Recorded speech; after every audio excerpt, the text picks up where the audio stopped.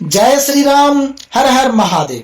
दोस्तों, तो अंजनीय काव्य श्रृंखला के पिछले अंक में जब हनुमान जी भगवती सीता से श्री राम के हेतु कोई पहचान देने का आग्रह करते हैं, तब भगवती सीता उन्हें चित्रकूट पर्वत पर हुई एक घटना सुनाती हैं। एक बार जब श्री राम और सीता उपवन में विहार कर रहे थे, तब इंद्रपुत्र जयंत को श्री राम की मानुषी वृत्ति को देखकर मोह हो गया कि यह तो साधारण मनुष्य हैं, और उसने सोचा कि भले ही यह नारायण हो, हैं तो मनुष्य के रूप में, यदि मैं इन्हें परेशान करूं तो ये मेरा क्या बिगाड़ लेंगे। कहाँ मैं अमर देवता और कहाँ यह नश्वर मनुष्य। यह सोचकर उस दुष्ट ने कौवे का रूप धारण किया और मुझ पर आक्रमण किया। उसने मेरे पैरों पर अपने चोट से प्रहार किया और ढीठ की तरह वह निर्भय होकर और रक्त और मांस के लोभ में मुझे घूरने लगा। उसकी यह करतूत देखकर श्री रघुनाथ जी को बहुत क्रोध हुआ और उन्होंने एक दुर्वा को ब्रह्मास्त्र से अभिमंत्रित करके उस कौवे पर छोड़ दिया।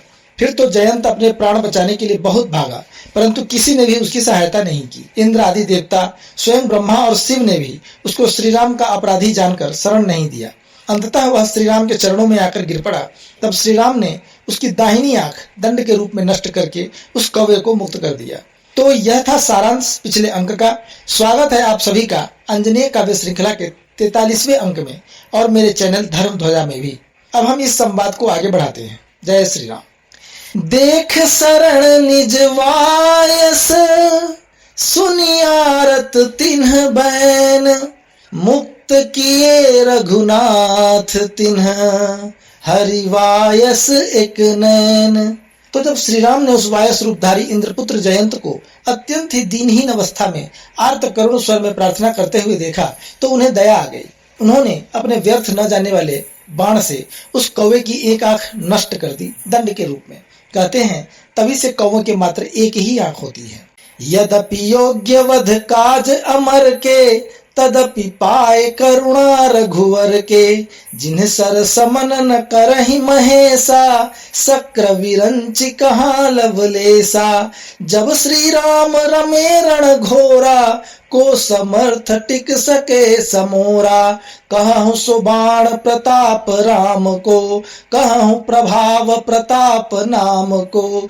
जाहित हति ब्रह्म सर कागा, सो सीता बिनु कंत अभागा। को विधि क्षमहि द्रोह दस सीसा, जो हरि लाए बलात् कपीसा। कहूँ राम लक्ष्मण समुझाई, जहि विधि हो रघुवीर सहाई। मास जुगल निज धरौ शरीरा, तदपि न यदि ऐहि रघुवीरा। तब यह जन्म विफल मम ताता, विफल सकल उद्यम रघुनाथा।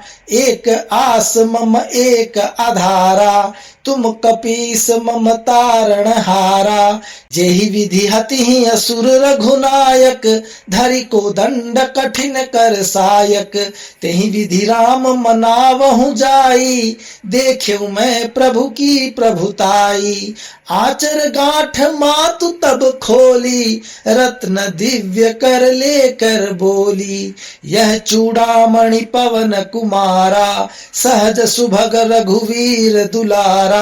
मातु ससुर मम सहज स्मृति, पावहि राम सुसहज प्रतीति।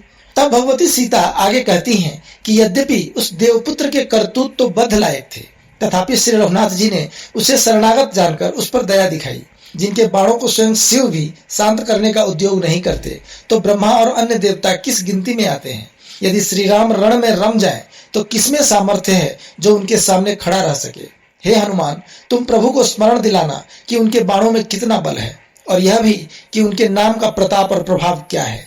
मेरी रक्षा के लिए जिन्होंने एक काग पर ब्रह्मास्त्र छोड़ा था, आज वही सीता अपने स्वामी से दूर होकर दुख उठा रही है। क्या श्री राम ने उस पापात्मा रावण को भी क्षमा कर दिया, जिसने बलपूर्वक मेरा अपहरण किया था। हे हनुमान, तुम श्री राम और लक्ष्मण को ऐसे समझाओ जिस तरह से वे मेरा उद्धार करें।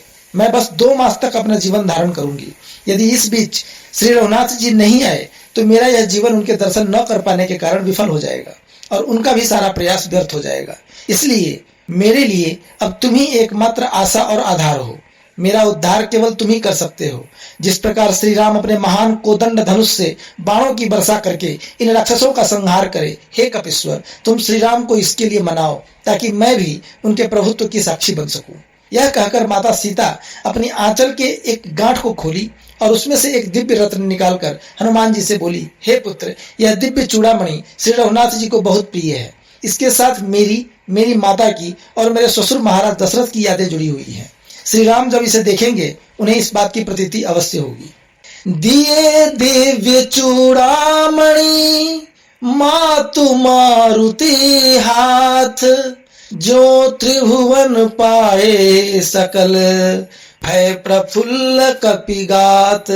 तो फिर माता ने वह चूड़ामणि हनुमान जी के हाथों में दे दिया। उस रत्न को पाकर हनुमान जी ऐसे प्रसन्न हुए जैसे उन्हें तीनों लोगों का राज्य मिल गया हो। तो दोस्तों, अंजनेय काव्य श्रृंखला का 43वां अंक यहीं पर समाप्त होता है। आपको यह कविता कैसी लगी, कृपया अपने विचार कमेंट्स के माध्यम से बताएं।